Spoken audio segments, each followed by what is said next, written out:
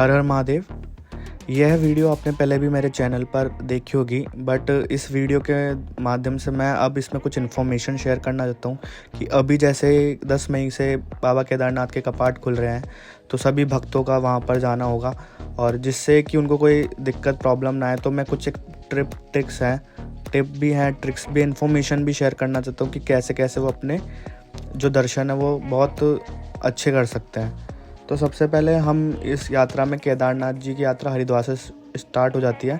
हरिद्वार से जाते वक्त हमने कार तो रेंट कर ली थी, तो जिससे भी जितने भी बीच में स्थल आते हैं, प्रयाग आते हैं, तो सबसे पहला स्थल तो देवप्रयाग ही आता है। उसके बाद सोनप्रयाग, कम से कम 5 प्रयाग ऐसे आते हैं, तो आप वो भी देख सकते हो। देवप्रयाग के अंदर सबसे पहले माँ अलकनंदा और माँ भागीरथी मिलकर माँ गंगा बनती है।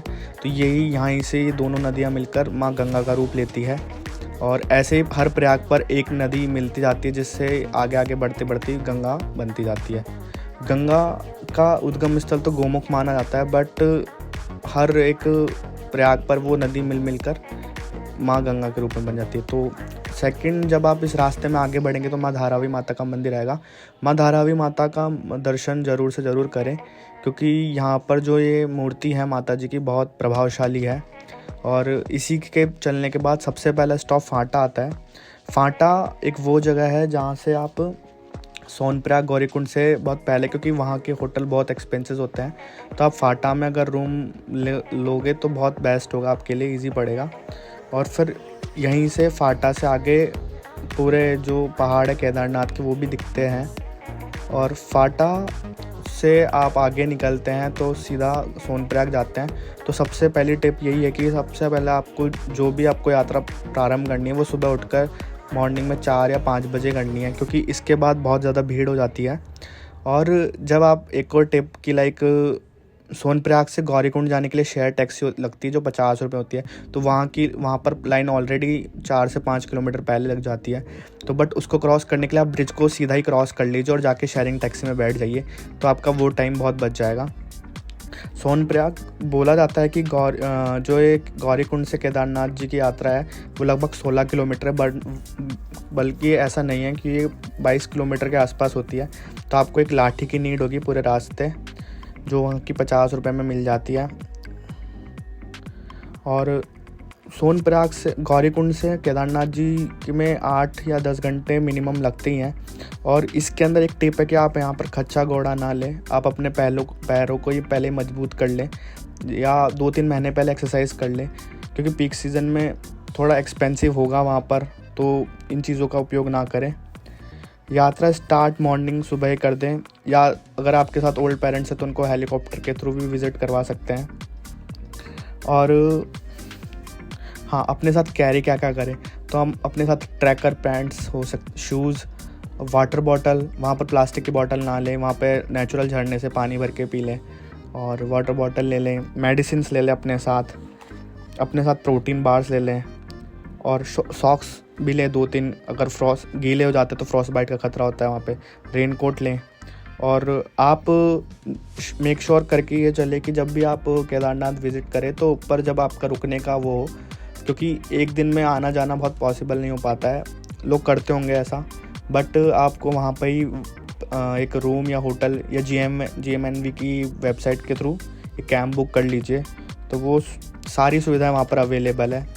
उसी के पास में भैरव जी का स्थान है। कहा जाता है कि भैरव जी के दर्शन के बिना यात्रा पूरी नहीं होती, तो आप वहाँ पर भी दर्शन कीजिए। और उसी के थोड़ा आगे चल के आदि शंकराचार्य जी का मंदिर है, जिन्होंने इस सभी ज्योतिर्लिंग की स्थापना की थी, तो वहाँ पे भी दर्शन कीजिए। और इसी बीच में वहाँ पर अवेलेबल भंडाराज होते हैं, तो वहाँ पर भंडारा भी खा सकते हैं। और जब आप भैरवनाथ जी के जाएंगे तो भैरवनाथ जी के यहाँ से आपको जो केदारनाथ का मंदिर है प्रॉपर बर्ड आई व्यू मिलता है, तो यहाँ पर आप अपना मस्त यहाँ से आप प्रॉपर व्यू ले सकते हो केदारनाथ का। तो यहाँ पर भी विज़िट ज़रूर करना आप भैरवनाथ जी के। अब भैरव और केदारनाथ में अगर हो सके तो रात को ही दर्शन कर लीजिए। शाम में अगर आप पहुँचते हैं तो शाम की मंगल आरती होती है, वो उस समय बहुत ज़्यादा भीड़ नहीं रहती है, भीड़ सुबह रहती है। और यहाँ पर भी आपको अगर आप शाम तक 4-5 बजे तक पहुँच जाते तो केदारनाथ बाबा की आरती वो ज़रूर से ज़रूर उसमें शामिल हो, वो एक अलग ही एक्सपीरियंस है। और भीड़ भाड़ को अवॉइड करें, प्लास्टिक की बोतल कैरी ना करें, और हाँ, नेटवर्क वहाँ पर एयरटेल का अवेलेबल होता है, और बारिश होती रहती है तो आप अपने साथ रेनकोट यूज़ करें, क्योंकि रूम लेना भी वहाँ मस्ट है। टेम्परेचर -2 में चला जाता है।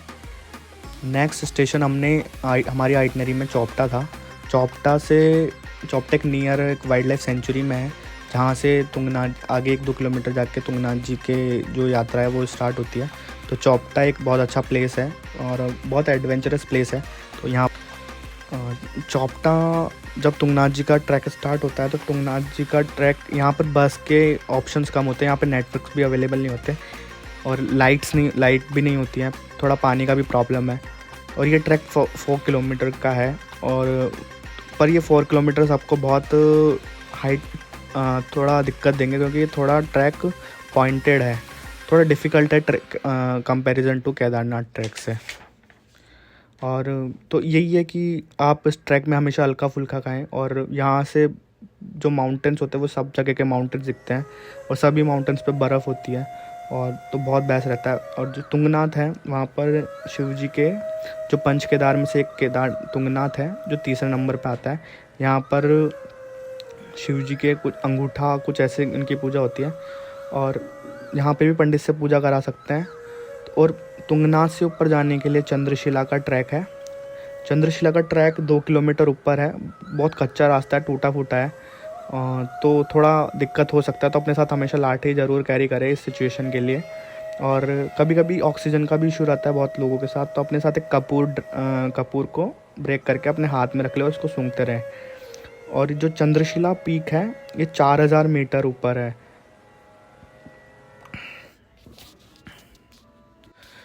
4000 मीटर ऊपर है, और यहाँ पर कभी कभी ब्लैक, और आप अप्रैल जो अभी मानसून पीरियड है उसमें अवॉइड करे जाना केदारनाथ में।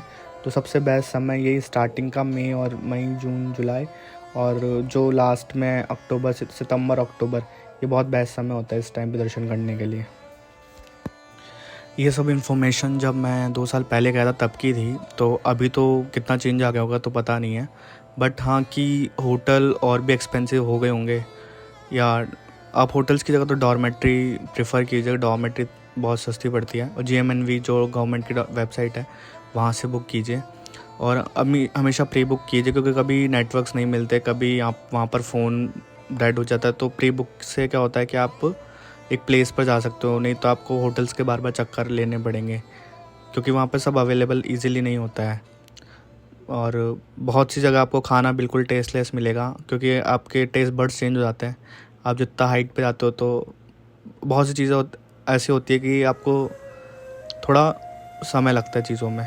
तो किसी भी चीज़ के लिए रश मत करना, अपना टाइम लेना चीज़ों को, और अपने ID कार्ड जो अपने सब हैं उनको सेफ रखिएगा, और एक छोटा बैग कैरी कीजिएगा जब भी आप केदारनाथ ऊपर ट्रैक पे जाएं, तुंगनाथ ट्रैक पे जाएं।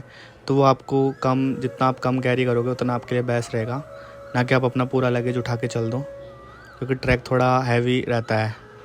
और चाह कर भी आप 1-2-3 दिन में सब चीज़ें कंप्लीट नहीं कर पाओगे, तो आप इसके अकॉर्डिंग आइटनरी बनाओ जहाँ से आपको रेस्ट ग्रुप बना के सबके पास सभी नंबर शेयर हो, तबीयत बहुत ज़्यादा अगर आप बैग पीछे भी रह जाता है तो वो उसके साथ कॉप अप कर सके। और ऐसी आइटनरी बनाओ कि जहाँ पे आपका टाइम मोस्टली दिन में कंज्यूम ना हो, जैसे आप बहुत सी कम समय में सबसे ज़्यादा चीज़ें देख सको। तो हमने ये ट्रिप में सारे प्रयाग, धारावी माता मंदिर, केदारनाथ, तुंगनाथ, बद्रीनाथ, और हाँ गौरीकुंड में जहाँ पर शिव पार्वती जी का विवाह हुआ था वो मंदिर भी ज़रूर देखना, वो गौरीकुंड में ही है, ये मिस हो गया था मुझसे। और भी मंदिर हैं, बहुत अच्छे मंदिर है। और गंगा नदी जो यहाँ पे बहती है उसमें एक बार ज़रूर नहाएं, बहुत चिल्ड पानी होता है। और उसी के पास कुंड भी है, गौरीकुंड में गर्म कुंड, तो वहाँ से भी आप नहाओ, तो वो नहाना बहुत बेनिफिशियल होता है आपके जितने भी थकान होती है। कि मंदिर के पास ही गर्म कुंड है तो उसमें नहाएं, और जल्दी से जल्दी दर्शन की लाइन में लग जाएं, क्योंकि ये लाइन भी 2 से 3 किलोमीटर लंबी जाती है। इस कारण से बाद में आपको बहुत वेट करना पड़ सकता है। तो यहाँ एक टिप यह है कि आप किसी एक पर्सन को जल्दी रेडी होकर उस लाइन में लग जाए, जिससे आपको वो सब बाद में आके लगवा दें, तो ये टिप है यहाँ पर, अगर आप सब पूरा ग्रुप तैयार नहीं हो पाता है और ग्रुप में आप जाएंगे 4-5 तो आपका कॉस्ट बहुत कम हो जाएगा। रूम्स ट्रैवल का आप हमेशा पहले ही प्री बुक करके चले, जिससे आपको भटकना ना पड़े, क्योंकि बहुत टाइम ऐसा होता है कि वहाँ का पीक सीज़न होता है जिससे वहाँ पे रूम्स अवेलेबल ही नहीं होते भी तो बहुत हाईली एक्सपेंसिव होते हैं, तो आपका पूरा बजट बिगड़ सकता है। जैसे ही बद्रीनाथ चलते हैं तो बद्रीनाथ से 3-4 किलोमीटर आगे माना गांव है। यह भारत का पहला अंतिम गांव हुआ करता था, बड़ा प्रथम गांव है। इसके बाद चाइना का बॉर्डर है। यहीं गणेश जी ने महाभारत लिखी थी, तो यहाँ से ज़रूर शॉपिंग करें। और सरस्वती नदी जो है ये पाताल में चली जाती है, और यहीं पर सरस्वती माता मंदिर, गणेश गुफा, वसुधा, तो बहुत से यहाँ पे भी देखने चीज़ें हैं। तो आप यहाँ पे भी अपना एक दिन अपना पूरा स्पेंड करें देखने के लिए। हर हर महादेव।